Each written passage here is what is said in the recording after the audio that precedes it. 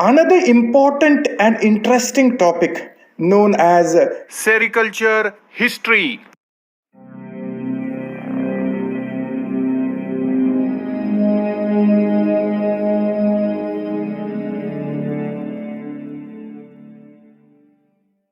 Just before dealing with the first initial topic known as history of sericulture, it is very much important to know certain introductory topics.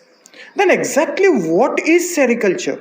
Sericulture means it is a commercial way of rearing silkworms for the production of a very valuable thread known as raw silk. These particular silkworms, they get classified into four important groups.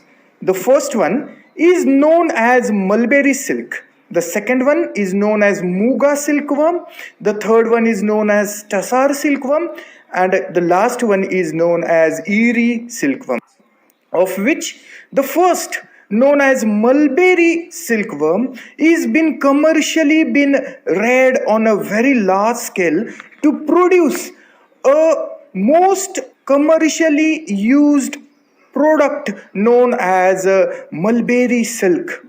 It has been produced from a silkworm known as Bombax mori, and of whom the host is commonly the mulberry, which is been known as Morus alba, whereas the second culture is known as Erie culture, of whom the scientific name of silkworm is Samia Pintaria ricci. Its host is Ricinus communis, and it produces a silk known as Erie silk. To that comes the third culture known as Tassar culture. The scientific name of the silkworm is Antheria papi. It feeds upon the host known as Terminalia arjuna, which is known as a Arjun plant, produces the most weakest of the thread, which has less luster but has a high tenancy value, known as Tassar silk. The last silk culture is known as Muga culture, under whom a Muga insect known as Atherinia asamensis, of whom the host is Lithicia polenta, which produces least amount of silk but having the richest lustrous value, hence known as the golden silk, as it is golden in color, and commonly known as Muga silk also. So these are some of the introductory topics regarding the sericulture.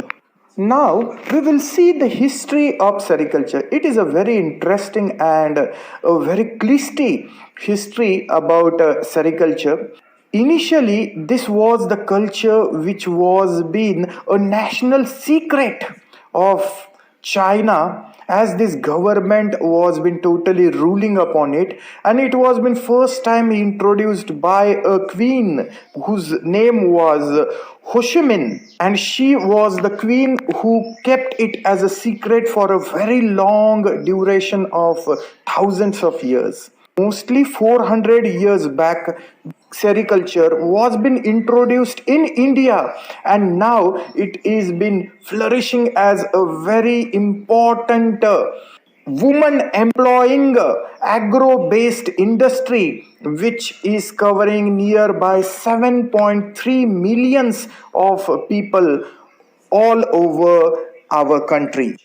Now we will see the most interesting history regarding the discovery of silk. As I told you that sericulture was a very secret agro-based industry in China, which started very late back in 27th century BC. During the Roman empires, this silk was being sold by this particular Chinese on the weight basis of the gold, that much value it had all over the world. these Chinese people domesticated the silkworm and started feeding the silkworms with the mulberry leaves. The unwounded silken cocoons to be produced were being reeled by long strands of silk fiber, and these wearable fibers were being credited first time accidentally when a queen named as Zi Ling Xing was a bride of an empire known as Hong Li, sitting in her garden just below one tree, and her waitresses brought a cup of tea which was been told by her, and she told her to keep it just below the stand, and she was gardening that particular area, and she lost that she had told to bring the tea. During that period, one of a structure felt in the hot teacup, but after few period when she recognized that she had told her waitresses to bring the tea, she went towards the tea and saw a very surprising thing floating on the hot teacup.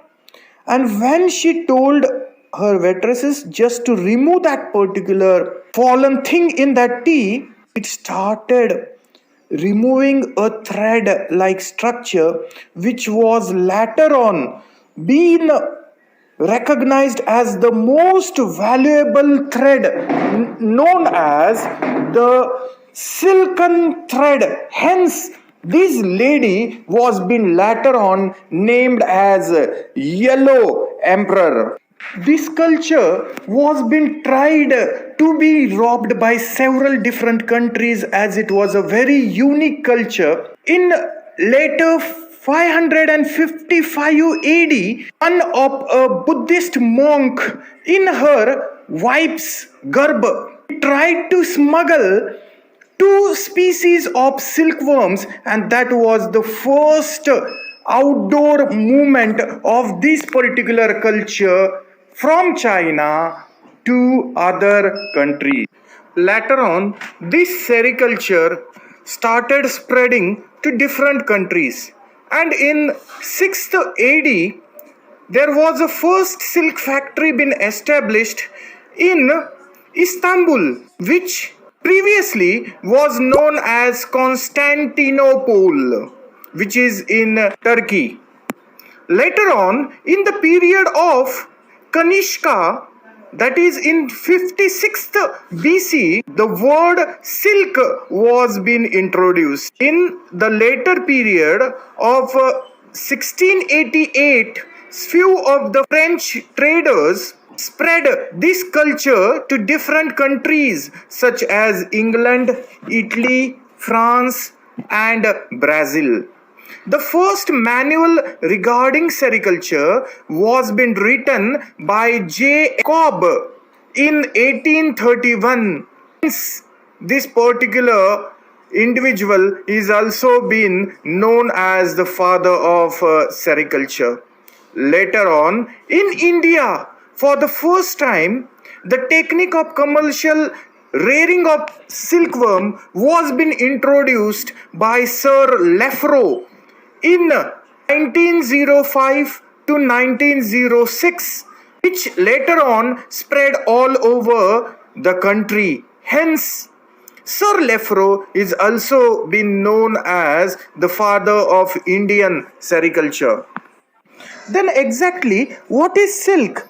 Silk is a secretion which has been emitted from the mouth of the silkworm, having a natural proteinous thread-like outlet from the silken glands, which is been emitted by two proteinous content, one of which is known as the fibrons, which covers nearby 75% of the total area, which is been present in the center, which emits tenacity to that particular thread, whereas the sericin, which is the outer sticky material like coating on the fibron, which gives shininess or luster to that particular thread, giving 25% of the original content.